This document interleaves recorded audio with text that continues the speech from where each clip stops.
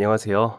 저는 성실하게 직장을 다니고 저녁이 되면 가족들과 단란하게 나누는 식사가 인생의 기쁨인 평범한 여성입니다. 저는 아주 어렸을 적부터 어머니와 단둘이 살았습니다. 물론 처음에는 아버지와 함께 살았었어요. 하지만 그건 제가 기억하지 못하는 아주 어린 시절입니다. 아버지께서는 말기암 판정을 받고 젊은 나이에 돌아가셨거든요. 그래서 저는 아버지 얼굴을 모르고 목소리도 모릅니다. 하지만 어머니께서 사랑으로 저를 키워주신 덕분에 저는 건강한 몸과 마음으로 성장해 평범한 어른이 될 수 있었습니다. 좋은 대학은 아니었지만 4년제 대학을 나와 회사의 취업도 곧바로 했었어요. 홀어머니 밑에서 살고 있다는 것 외에는 전혀 남들과 다를 것 없는 보통의 인생이었습니다. 그래서 저는 제 인생이 비교적 부드럽게 흘러간다고 믿었습니다. 하지만 그런 저와는 달리 어머니께 저희의 인생은 전혀 부드럽지 못했던 것 같습니다. 어머니의 사랑으로 너무나도 평범하게 살았던 저와는 달리 평범하다는 소리를 듣게 하시려고 온갖 고생을 사서 하셨던 어머니께서는 몸이 편안하지 못하셨습니다. 평생을 저 하나 키우시겠다고 고생하시다 병이 들게 되신 거예요. 가끔가다 무릎을 아파하시기는 했지만 그래도 이내 진통제나 주사를 맞으시고 괜찮아하셨기 때문에 심각하게 생각하지 못했었습니다. 그건 아직까지도 두고두고 후회되는 가장 첫 번째입니다. 그래도 그렇게 가끔 무릎이 안 좋으셨지만 걷거나 생활하시는 데에는 전혀 문제가 없으셨는데 어느 날 주말에 장을 보러 가셨던 어머니께서 제게 전화를 걸어오시더군요. 지혜야, 엄마 1층인데 무릎이 아파서 도저히 못 걷겠다. 엄마 좀 데리러 내려와. 어디 먼 곳도 아니고 바로 1층인데도 혼자 걷지 못하겠다고 전화를 걸어오신 것이었어요. 그때서야 뒤늦게 어머니의 무릎이 심각한 상태라는 것을 짐작할 수 있었습니다. 그래서 월요일에 바로 연차를 내고 어머니를 모시고 병원으로 향했어요. 그리고 그곳에서 큰 병원으로 가보셨으면 한다는 말을 듣게 되었습니다. 어머니께서는 그냥 약 먹으면 낫는다고 괜찮다고 하셨지만 그러고 싶지 않았습니다. 집을 바로 코앞에 두시고도 통증 때문에 혼자 걷지 못해서 제게 도움을 요청하셨었어요. 그걸 알면서도 병원 권유를 따르지 않는다는 것은 있을 수 없는 일이었습니다. 그리고 사실 어머니께서 약 먹으면 낫는다고 고집을 피우시는 이유도 알고 있었습니다. 돈 때문일 것이었죠. 하지만 저는 자신 있었어요. 저도 이제 돈을 버는 직장인이니까 말입니다. 그런데 막상 큰 병원에 가서 어머니의 무릎의 상태를 전해 듣고 수술에 대한 설명을 듣고 나니 마음이 심란해졌습니다. 어머니께서 화를 내다시피 수술을 받지 않겠다고 하셨기 때문이었어요. 이유는 비용 때문이었습니다. 줄기세포를 이식하는 수술이라고 했는데 수술 비용도 수술 비용이었지만 입원비까지 생각하면 솔직히 무시하기 힘든 비용이긴 하더군요. 수술 하나에 그렇게나 많은 돈이 필요할 줄 처음 알았죠. 하지만 어머니께서 당장 걷지 못할 정도로 괴로우신데 딸이 되어서 그 정도도 못 해드리면 안 된다고 생각했습니다. 그래서 거의 반강제로 어머니의 수술 날짜를 잡았어요. 어머니께서는 정말로 약 먹으면 낫는다는 걸 보여주시겠다며 저를 설득하려 하셨지만 상태는 나날이 심각해져 갔고 저 없이는 혼자서 집 밖으로 나가는 것조차 어려워지셨습니다. 결국 수술을 앞두고 어머니께서는 울면서 제게 말씀하셨습니다. 정말 미안하다고. 엄마가 무식해서 가만두면 일이 커지는 것도 생각 못했다고. 관절염이 그냥 관절염이겠거니 하고만 생각했었다고요. 저는 다 저 때문이라고 자책하듯 울어버렸어요. 엄마 고생하는 것도 모르고 나만 혼자 신나게 살았던 것 같아서 미안해. 사회초년생이라 잘 나오지도 않는 대출을 땡겨받고 친한 친구들에게 손을 뻗어 돈까지 빌려서 마련한 수술비였지만 그래도 어머니께서 건강해질 것을 생각하면 행복했습니다. 무리했다고 잘못된 결정이었다고 결코 그렇게 생각하지 않았습니다. 그렇게 어머니께서는 수술을 성공적으로 받게 되셨고, 이번 기간 동안 저는 제대로 된 간병 한 번을 하지 못하고 회사에 박혀 살았습니다. 야근도 야근이었지만 일을 나가지 않을 수가 없는 것이 현실이었어요.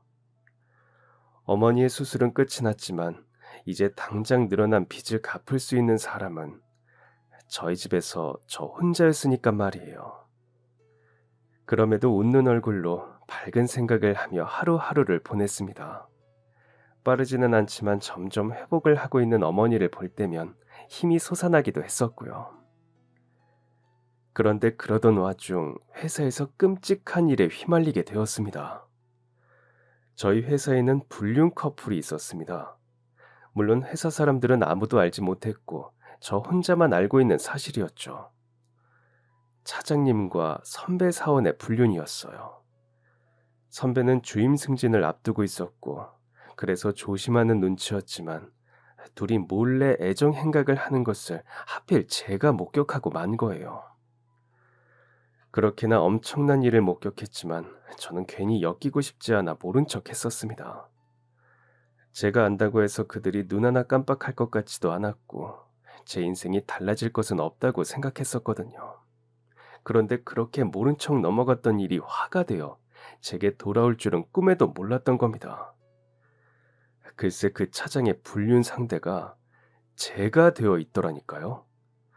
어느 날 차장의 사모가 회사를 찾아와 다짜고짜 제 머리채를 잡아버리는 바람에 알게 되었습니다.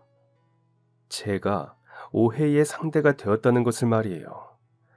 당황한 저는 이러시지 말라고 소리쳤지만 그 부인은 아나무인이었습니다. 직원들이 웅성거리며 저를 둘러싸고 상황을 구경하기 시작했어요. 회사는 순식간에 아수라장이 되었고 뒤늦게 소란스러운 틈 사이로 차장님이 달려나왔습니다. 겨우 제 머리채가 그 여자의 손에서 떨어져 나간 것도 잠시. 너무 아파서 눈물 범벅이 된 저의 따귀를 그 여자가 짝소리나게 후려쳤습니다. 구경하던 직원들의 헉소리가 제 귀에까지 들려왔어요. 감히 가정 있는 남자를 건드려? 니까짓 게? 내 남편이랑 놀아나니까 좋았어? 무슨 소리를 하시는 거냐고 힘껏 소리쳤습니다. 뽑혀나간 머리 때문에 두피가 아프고 따기도 얼얼했지만 가장 미칠 것 같은 것은 제가 순식간에 내연녀가 되었다는 사실이었어요. 억울해서 미칠 노릇이었습니다. 정작 바람을 피운 여자는 따로 있는데 왜 제가 내연녀가 되어야 하는 건지 답답한 마음이 아니라고 울부짖으며 당사자들에게 뭐라고 말 좀 해보라고 소리쳐도 보았습니다. 하지만 그들은 아무것도 모르겠다는 듯 제 시선을 피했고 소란한 소식을 전해들은 부장님이 오시고 나서야 상황이 정리되었습니다. 졸지에 유부남을 건드린 내연녀가 되어버린 저를 직원들은 일제히 피하기 시작했습니다. 그것 때문에 부장님과 면담도 해야 했죠. 저는 아니라고 거듭 강조해서 말씀드리고 불륜 당사자인 차장님과도 삼자대면을 했습니다. 하지만 당사자는 입을 꾹 다물어버리고 저 혼자서 거짓말을 하는 모양이 되어버렸어요. 억울한 저는 미친 사람처럼 회사 메신저를 뒤져 증거를 찾아냈습니다. 그동안 내가 알고 있다는 걸 알고 몰래 내게 부탁했던 것들, 그리고 내게 보냈던 잦은 실수의 메시지들. 저는 한치의 망설임 없이 그것들을 모아 부장님께 제출했습니다. 다음 날 제가 아닌 진짜 내연녀가 회사를 제 발로 그만두었다는 소식이 들려왔습니다. 확인해보니 정말로 그녀의 자리가 텅 비어있더군요. 그리고 그날 오해했던 차장님의 사모님이 회사 앞으로 조용히 찾아와 제게 따로 사과하셨습니다. 때린 곳에 대해 치료를 받으려며 병원비를 쥐어주시며 엉엉 우셨어요. 정말 미안하다고, 그 양반이 회사 직원이랑 놀아났다는 생각에 머리가 돌아버렸다고. 내연녀가 저를 지목했을 때 의심을 하나도 하지 않았던 걸 후회하고 있다고 말하면서 말이에요. 그냥 일한 기간이 가장 짧았던 만만한 저를 지목했던 것인데 미처 몰랐다고 사과하셨습니다. 맞은 곳은 이미 며칠이나 지나 아픈 흔적이 사라진 지 오래였습니다. 회사에서 제 이미지가 바닥이 난 것은 사모님이 주신 돈으로 해결되는 부분이 아니었지만 인간 대 인간으로서, 여자 대 여자로서 사모님이 불쌍하다고 생각했어요. 그래서 사과를 받아주며 말씀드렸습니다. 제발 그 두 사람 제대로 벌받게 해주시고 사모님은 행복하시라고요. 그렇게 그 사건은 이제 차장님만 따로 징계를 받거나 해고되면 끝이 날 줄로만 알았습니다. 제 잘못은 없었으니까 어떤 공지가 내려지면 사람들 모두가 제게 오해했음을 미안해하는 그런 일련의 과정들만 남아있는 상황이라고 생각했습니다. 그런데 며칠 후 믿을 수 없는 통보를 받게 되고 맙니다. 지혜씨, 괜찮은 거지? 아휴, 정말 왜 이 모양이냐, 이 회사 진짜. 잘못한 건 다른 사람인데, 왜 지혜씨가. 회사에 소란을 끼친 죄로 해고를 당해야 할 사람은 차장님이었음에도 해고를 당하게 된 사람은 저였던 거예요. 억울함에 당장 부장님에게로 찾아가 대체 이 상황이 무슨 상황이냐고 따져 물었습니다. 그런데 부장님은 놀라울 정도로 차분한 얼굴과 목소리를 하고 제게 말씀하시더군요. 회사에 소란을 피웠으니 김사원이 나가줘야겠다고. 가정도 있고 회사에 기여하는 바도 큰 손 차장을 해고할 수는 없지 않느냐고. 손 차장을 해고하면 그 자리를 김사원 혼자서 메꿀 수 있느냐고 말이에요. 그래도 부당하다고 저는 따졌습니다. 하지만 달라지는 것은 없었어요. 그럼 그날 손 차장 집사람 얼굴 핥힌 건 어떻게 배송할 거야? 회사 차원에서 좋게 마무리했는데 이런 식으로 나오면 우리도 배려해 줄 수가 없어요. 지금 당장 손 차장 불러다 그날 있었던 아내 폭행건 고소 진행하라고 할까요? 듣자하니 손 차장 아내는 벌써 김사원한테 용서 구했고 김사원이 직접 용서해 줬다면서. 김사원은 용서 받았어요? 오히려 부장님은 제게 협박하듯 말씀하셨습니다. 더 발악해서라도 그 회사에 남아보려고 생각했다가 마음을 접었습니다. 제 에너지를 그 회사에 쏟는다는 것이 스스로 한심했기 때문이었어요. 그동안 그래도 제가 다니는 회사니 최선을 다하자는 마음으로 진심을 다했는데 회사에서 저는 그냥 있어도 되고 없어도 되는 일개 사원일 뿐이었다는 것을 깨닫게 되었습니다. 그리고 무엇보다 아픈 어머니를 두고 그런 곳에 신경을 쏟는 것이 육체적으로도 정신적으로도 힘들었습니다. 제게 사과를 건넸던 몇몇 직원들은 법적으로 어떻게 할 수 있는 방법이 있을 거라고 그냥 나가지 말라고 하기도 했습니다. 솔직히 저도 억울한 마음에 안갚음을 하고 싶어 이것저것 알아보지 않았던 것은 아니었어요. 하지만 제게는 변호사를 고용할 돈조차 없었고 쏟을 시간도 부족하더군요. 그 회사를 다닌 지도 1년을 겨우 넘기던 시점이라 받을 수 있는 퇴직금도 적었습니다. 못 받게 된 그 퇴직금을 받겠다고 변호사에게 똑같은 금액을 줘가며 신경을 쏟고 싶지 않았어요. 똥 밟았다 생각하기로 마음먹은 찰나 어머니로부터 전화가 걸려왔습니다. 오늘 몇 시에 들어오냐는 전화였어요. 저는 어머니께 덤덤한 목소리로 말씀드렸습니다. 나 조금 일찍 들어갈 것 같아, 엄마. 나 회사에서 잘렸어. 어머니께서는 호들갑을 떨지 않으셨습니다. 잠깐 당황한 듯 말씀이 없으셨지만 이내 괜찮으냐고 물어오셨어요. 저는 허허 소리내어 웃으며 괜찮다고 말씀드렸습니다. 일찍 들어오라고 엄마가 맛있는 거 해놓겠다고 하시는 그 말씀에 눈물이 왈칵 쏟아졌어요. 그 눈물을 들킬까 그 다정한 위로를 못 들은 척 서둘러 전화를 끊어야 했습니다. 그렇게 저는 그날 짐을 그대로 싸들고 회사를 나왔습니다. 쫓겨났다고 표현하는 게 더 알맞으려나요? 챙길 짐이랄 것도 없었습니다. 오래 일한 게 아니라서 그런지 짐이 없더라고요. 그렇게 터덜터덜 집에 가는데 가는 내내 어찌나 많은 눈물을 흘렸는지 모릅니다. 너무 엉엉 쏟아내니 앞이 뿌옇게 보일 지경이었죠. 대중교통을 이용할 생각도 들지 않았습니다. 그냥 앞으로 앞으로 쭉 걷기만 했어요. 지나가는 사람들이 힐끔힐끔 저를 이상한 사람처럼 바라보는 것이 느껴졌지만 그래도 저는 걷고 또 걸었습니다. 그러다 더는 힘이 없어 걸을 수 없을 것 같아서 어느 버스 정류장 앞에 멈추어 섰어요. 그런데 그때 정류장 바닥에 누군가 바닥에 주저앉아 있는 것이 눈에 들어온 것입니다. 한 할머니셨어요. 놀라서 다가가니 맨손으로 땅을 치며 엉엉 울고 계시는 것이 보였습니다. 다른 한 손에는 핸드폰이 들려 있었어요. 누군가와 통화를 하고 계시는 것 같았습니다. 무언가 애타게 사정하시는 듯한 말투였고요. 무언가 이상하다는 느낌이 팍 들더군요. 그냥 지나치면 안 될 것 같은 느낌. 저는 제 얼굴이 눈물 범벅인 것도 있고 그 할머니께 다가갔습니다. 할머니, 왜 바닥에서 이러고 계세요? 무슨 일 있으세요? 도와드릴까요? 제 말에 할머니께서 저를 휙 돌아보시며 간절히 애원하는 말투로 말씀하셨어요. 내가 가방을 버스에 두고 내렸어. 방금 버스에서 내렸는데 그 버스에 들고 오신 가방을 두고 내렸다고 하셨습니다. 언제 내리셨느냐 물으니 정말 방금 내리셨다고 하시더군요. 어쩌면 버스를 따라잡을 수 있겠다는 생각이 들었습니다. 무모했지만 뒤도 보지 않고 택시를 불러 세워 할머니와 함께 그 버스를 쫓았어요.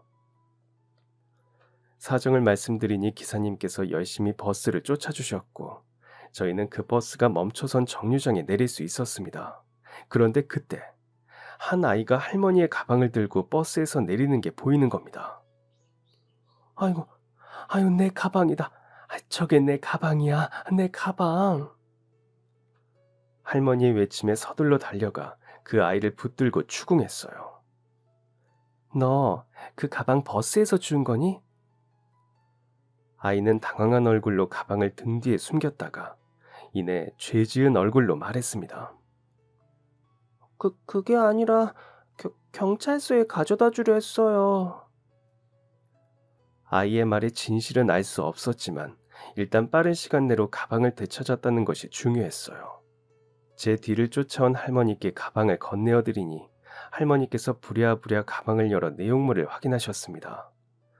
없어진 거 없으신지 물으며 바라보니 할머니의 가방 안에 웬 돈다발이 한가득 있더군요. 놀라지 않을 수가 없었습니다. 정말 한눈에 보아도 너무 많아 보였어요. 이렇게나 큰 돈을 왜 짊어지고 다니시는지 위험하니까 그러지 마시라고 말씀드리고자 했습니다. 이렇게 많은 돈을 가방에 넣고 다니시면 어떡해요? 요즘 세상이 흉한데. 실로 할머니의 가방 속에는 너무 많은 현금이 들어 있었습니다. 지갑 안에 든 것도 아니고 현금이 다발로 들어있는 게 이상하다 싶었어요. 아니나 다를까 할머니가 말씀하셨습니다. 은행에서 오늘 급하게 찾아온겨. 빨리 가야 해. 시간이 없어. 할머니께서는 그날 처음 만난 저의 잔소리에도 아랑곳하지 않고 무언가에 쫓기는 듯 가방 안에 있는 현금의 액수를 확인하며 서두르려 하셨어요. 어디 도박이라도 가시나 하는 마음이 가장 먼저 들었고 그렇다면 말려야겠다고 생각이 들었습니다. 조금이라도 침착하실 수 있는 시간을 벌기 위해 저는 괜히 할머니를 붙들고 귀찮은 질문을 던져댔습니다. 이렇게 많은 돈은 왜 급하게 찾으셨어요? 어디로 가시는데요? 무슨 일 있으세요? 그랬더니 제 질문을 듣던 할머니께서 휙 하고 표정이 돌변하셔서는 날카로운 눈을 하고 저를 노려보시는 게 아니겠습니까? 가방을 다 여미지도 못하고 어깨에 서둘러 둘러매시는 할머니의 모습은 무언가에 쫓기듯 불안해 보였고 솔직히 정상적으로 보이지 않았습니다. 그래서 그런 모습을 제 두 눈으로 확인하고도 순순히 그냥 가시게 할 수는 없었어요. 그날따라 참으로 이상한 오지랖이었습니다. 그런데 아마도 저의 이상한 기분은 그날 그 할머니를 구하기 위해서였었나 봅니다. 저를 있는 힘껏 노려보시던 할머니께서 제 발목을 붙드는 대답을 내어놓으셨기 때문입니다. 빨리 가야 한다니까 왜 자꾸 사람을 붙들고 물어. 우리 손자가 지금 크게 다쳤단 말이야. 병원비를 줘야 수술을 할 수 있다고 그 사람이 그랬단 말이야. 나 빨리 가야 해. 이러고 있으면 안 돼. 얼른 그 사람한테 우리 손자 살려달라고 수술비 줘야 해.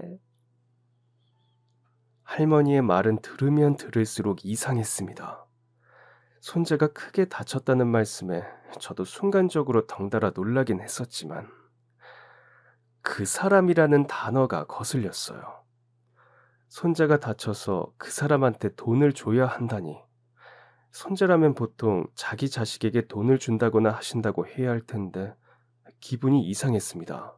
게다가 가방을 찾기 전에 혼자 바닥에 쓰러져 울면서 누군가와 통화를 하며 사정하던 할머니의 모습이 떠올라 더욱이 찝찝한 마음을 떨칠 수가 없었어요. 자꾸만 이상한 촉이 들었습니다. 이미 저를 밀어내다시피 해버리고 저 멀리로 걸음을 재촉하고 계시는 할머니를 어쩔 수 없이 다시 뒤따라갔습니다. 딱 한마디만 더 여쭈어보면 이 이상하고 찝찝한 기분을 떨쳐버릴 수가 있을 것 같았거든요. 저답지 못한 오지랖이었습니다. 그런데 제가 다시 다가가 할머니의 손을 붙들어 잡으니 할머니께서 두 눈에 눈물까지 글썽거리시며 불같이 화를 내시더군요. 아유, 정말 왜 그래? 정말 나한테 왜 그러는데? 내 손자가 크게 다쳤다고 했단 말이야. 아가씨, 나한테 할 말 있어요? 왜 자꾸 가는 사람 붙들고 그러는데 시간 없다고?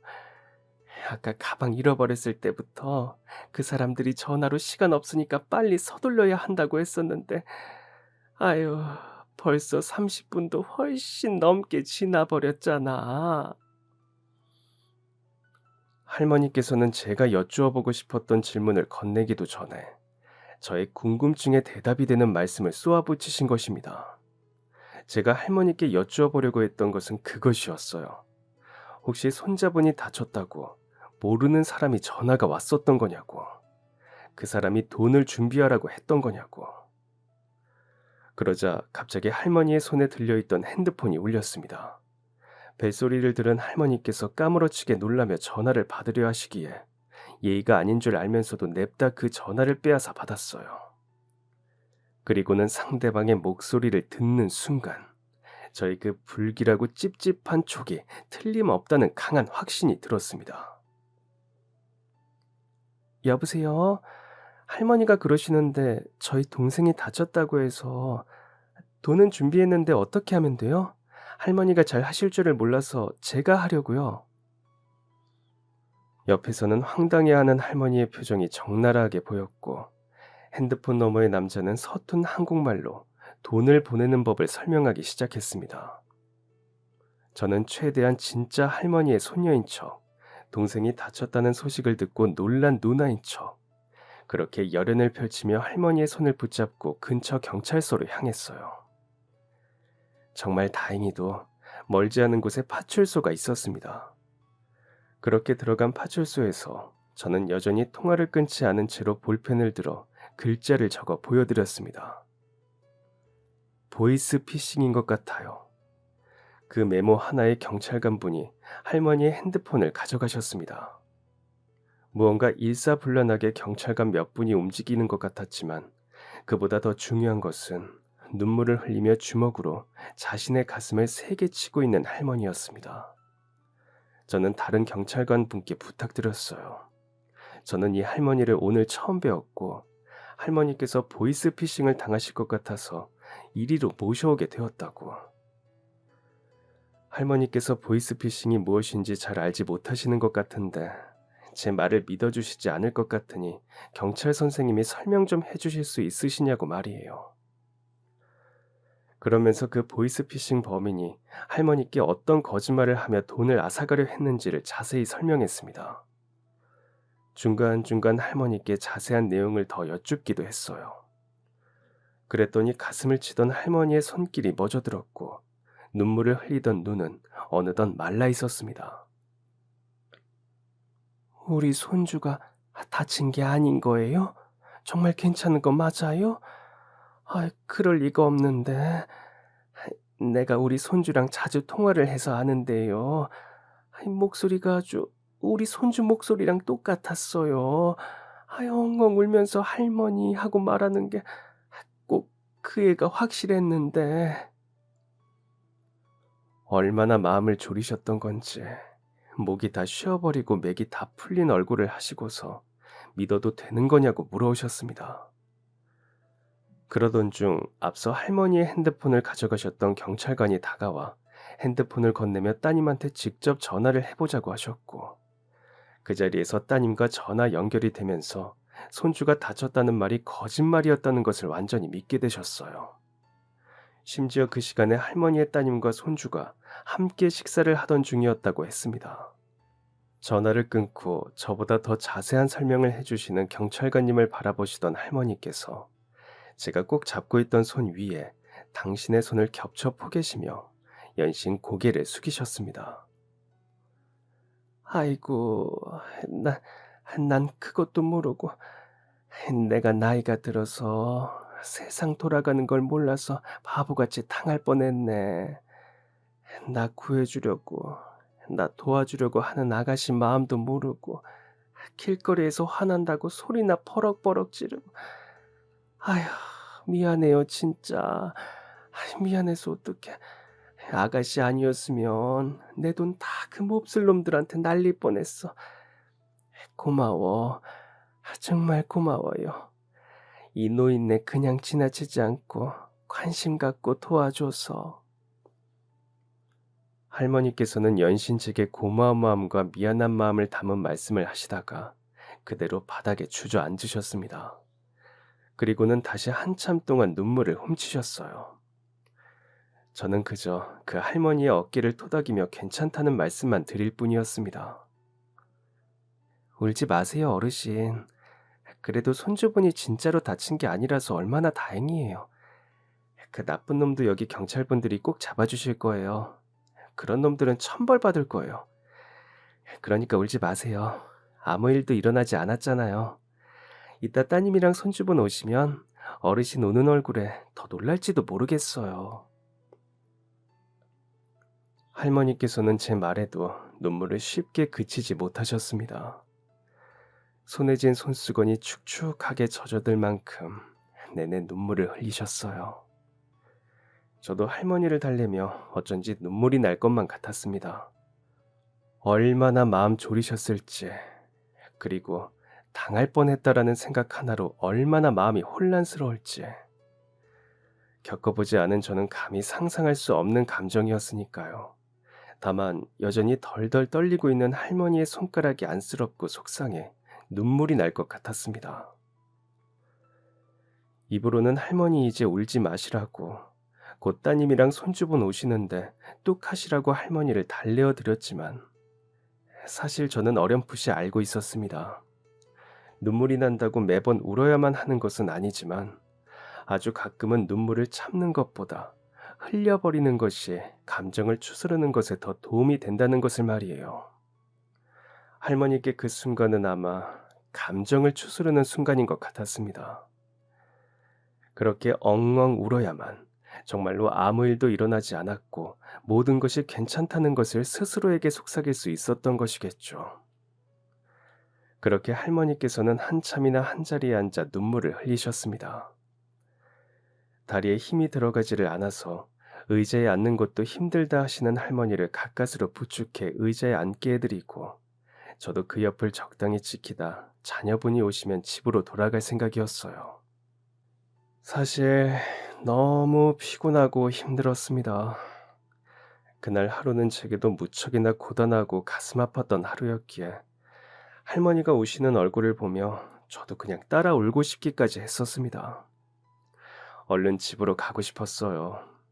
분명 조금 전까지는 그렇게나 집으로 가는 발걸음이 무거웠는데 예상치 못한 사건의 연속으로 몸이 피곤하고 정신이 고단해지니 집 생각이 절로 들더군요. 그렇게 30분이 조금 넘게 흘렀던 것 같습니다. 할머니께서는 더 이상 눈물이 나오지 않으시는지 손수건으로 연신 마른 얼굴을 닦으시다가 불현듯 자리에서 벌떡 일어나며 파출소 문 쪽을 향해 달려나가셨습니다. 그쪽을 바라보니 젊은 부부로 보이는 남녀 한 쌍과 초등학생쯤 되어 보이는 어린 여자아이 하나가 걱정스런 얼굴을 하고 서 있었어요. 할머니의 가족들인 것 같았습니다. 그리고 저는 그 자리에서 똑똑히 듣고야 말았어요. 아유, 그래, 괜찮구나, 괜찮아. 괜찮으니 됐어. 아휴, 뭣도 모르고 있다가 사기꾼한테 깜빡하고 속을 뻔했네. 속을 뻔했어. 가족들 앞에서 활짝 웃는 얼굴을 하고 연신 괜찮다고 말씀하셨지만 손주를 끌어안으며 덜덜 떨리는 그 목소리를 가까이 있던 제가 듣고 말았어요. 그 목소리를 듣는데 울컥하고 눈물이 터져 나오려 했습니다. 그날 오전 어머니와 했던 통화가 떠올라서였어요. 정말 괜찮은 거냐는 어머니의 질문에 일부러 소리내어 웃으며 괜찮다고 하던 저의 모습이 떠올랐습니다. 괜찮지 그럼. 아, 나 이제 백수 됐네. 하고 아무렇지 않게 말하다가 끝내는 입을 틀어막고 핸드폰을 저 멀리로 떼어놓은 채 눈물을 삼켰던 저의 모습 말이에요. 할머니는 가족들과 몇 마디를 더 나누시더니 제게 한 번 더 꾸벅 인사를 하셨습니다. 고마웠다고, 정말 고마웠다고. 저도 할머니께 고개를 꾸벅 숙이며 인사를 드렸어요. 건강하시라고, 조심해서 들어가시라고. 그렇게 할머니께서 가족들과 멀어지는 모습을 보다 저도 경찰관 분들에게 감사하다는 인사를 드리고 돌아서려 했습니다.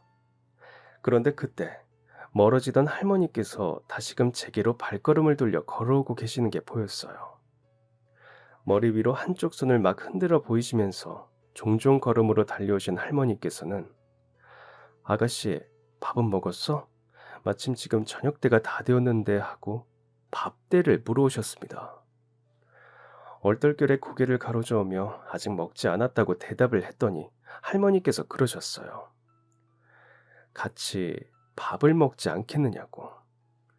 고마우니 밥을 사겠다고. 배는 고픈데 사기당할 뻔했다는 게 창피해서 자식들하고 밥을 먹지는 못할 것 같다고. 그래서 일부러 약속 있다고 말하고 돌아섰다고. 그날이 어떤 날인지를 알고 계셨기에 어머니께서는 밥상을 차려두고 저를 기다리고 계실 것이 분명했습니다. 그래서 할머니께 거절 의사를 표하고 싶었어요. 하지만 그러한 뒷이야기를 들어버리고는 차마 거절을 할 수가 없었습니다. 어떻게 할까 짧게 고민하다가 고개를 끄덕이며 할머니께 함께 식사를 하시자고 말씀드렸습니다. 할머니와의 갑작스런 식사 자리 때문에 하루 종일 저를 생각하며 밥상을 차리셨을 어머니의 밥상을 물을 수는 없었습니다. 할머니께서는 자연스럽게 저를 어떤 한식당으로 데려가셨습니다. 알록달록 제철나물이 돋보이는 정겨운 밥상이 저희 두 사람 앞으로 펼쳐졌어요. 저는 괜스레 어색한 기분이 들어 물잔에 든 물만 홀짝였습니다. 그런데 할머니께서 물어오셨어요. 있잖아요. 근데 아까 아가씨는 왜 그렇게 서럽게 울고 있었어? 홀짝거리며 마시던 물이 그만 목에 캑 하고 걸려버렸습니다. 워낙 정신을 놓고 울고 계셨기에 제가 우는 모습 따위는 보지 못하셨을 거라고 생각했거든요. 그런데 눈썰미가 좋으셨던 건지 제가 울었던 것을 똑똑히 기억하고 계셨나 봅니다. 민망함에 얼굴이 달아오르는 것이 느껴졌어요. 할머니께서는 제가 대답을 쉬하지 못하자 말을 더 덧붙이셨습니다. 혹시라도 내가 도움이 될까 해서 그러지. 아까 아가씨가 나한테 해준 것처럼. 사랑 때문이면 내가 좋은 남자 소개해주고 속 썩이는 사람이 있어서 그런 거면 내가 대신 가서 혼쭐을 내주고. 내 오늘 일 너무 고마워서 못해줄 게 없어. 그 말씀을 하시면서 웃는 할머니의 얼굴은 그날 처음 보는 웃는 얼굴이었어요. 30분이 넘는 시간 동안 쉬지 않고 눈물을 흘리시느라 퉁퉁 부어버린 얼굴을 하고서 해맑게 웃어 보이는 할머니의 얼굴이 조금 귀엽게 느껴져 저도 덩달아 웃음이 나왔습니다. 그래서 그냥 제게 있었던 일을 가볍게 털어놓았어요. 할머니의 바람대로 그분께서 제게 도움이 되어주실 수는 없겠지만 속으로 그렇게 생각했던 것 같습니다. 어차피 오늘 하루 보고 말 사람이니까 이런 얘기 정도는 가볍게 할 수 있지 않을까 하고요. 그래서 할머니께 웃는 얼굴로 제 이야기를 들려드리게 되었습니다. 저 오늘 회사에서 잘렸거든요. 뭐, 회사에 다시 열심히 알아보고 취업하면 되는 일이지만, 지금 저희 집 상황이 그렇게 간단하게 생각할 수 있는 상황이 아니에요. 그래서 하필 이런 때 회사에서 잘렸다는 사실이 너무 괴로웠어요. 그래도 아까는 좀 취했죠. 화장도 다 번지고 머리는 엉망이 되어서 엉엉 우는 모습이. 그 얼굴을 하고 어르신께 여기서 뭐 하시냐고 다짜고짜 여쭈었으니 제 꼴을 보고 어르신께서 놀라셨을지도 모르겠네요. 혹시 많이 놀라셨다면 죄송해요. 할머니께서는 짧게 웃음을 터뜨리셨습니다. 조금 전에 우리 서로가 서로의 꼴을 지적할 수 있겠느냐고도 하셨어요. 그런 대화를 나누다 보니 정말로 제 의도대로 가볍게 들어주시는 것 같아 마음이 편해졌습니다. 그때를 틈타 할머니께서는 더 깊은 질문을 해오셨어요. 집에 무슨 일이라도 있는 거냐는 질문이었습니다. 잠깐 고민하던 저는 솔직하게 말씀드렸습니다. 어머니께서 몸이 편찮으시면서 큰돈을 들여 수술을 받으셔야 했던 이야기부터 그로 인해 대출에 친구의 돈까지 빌렸어야 했던 이야기, 그리고 때마침 이렇게 회사에서 잘리게 된 이야기들까지, 그 이야기를 들려드리면서 기억도 나지 않는 아주 어린 시절에 아버지가 병으로 돌아가시고 여태 어머니와 단둘이 살아왔다는 이야기도 짧게 덧붙이게 되었습니다. 저를 잘 아는 사람에게도 쉽사리 들려준 적 없는 이야기를 저를 모르는 사람에게 낱낱이 털어놓는다는 게 기분이 이상했어요. 하지만 의외로 후련했습니다. 그래서 그랬는지 제 얼굴이 밝았었나 봅니다. 이야기를 들으시던 할머니께서 웃으며 말씀하셨어요. 아까는 정신이 나가서 몰랐는데, 아이고, 이제 보니 인상이 참 곱네. 말도 조리 있게 야무지게 잘하고. 저기, 전화번호 하나만 줘봐. 우리 아들이 회사를 하나 운영하는데 일자리 구해줄게. 그러다 할머니께서 갑자기 제게 연락처를 달라고 하셨습니다. 아드님이 회사를 운영하고 있다고 일자리를 주시겠다고 하면서 말이에요. 제가 화들짝 놀랐더니 할머니께서는 또 웃으셨습니다. 그렇게나 웃음이 많은 분인 줄은 몰랐습니다. 부담 갖지는 말고 될지 안 될지는 해봐야 한다고. 나도 아들놈한테 먼저 물어보고 전화할게. 그냥 믿져야 본전이라고 생각하고 전화번호 적어줘. 내가 정말 오늘 일이 너무 고마운데 어떻게 보답해야 할지를 몰라서 그래. 노인네가 젊은 아가씨한테 도와줄 일이 딱히 뭐가 있겠는가. 이렇게라도 도움을 줄 수 있다는 게 어찌 보면 다행인 거지.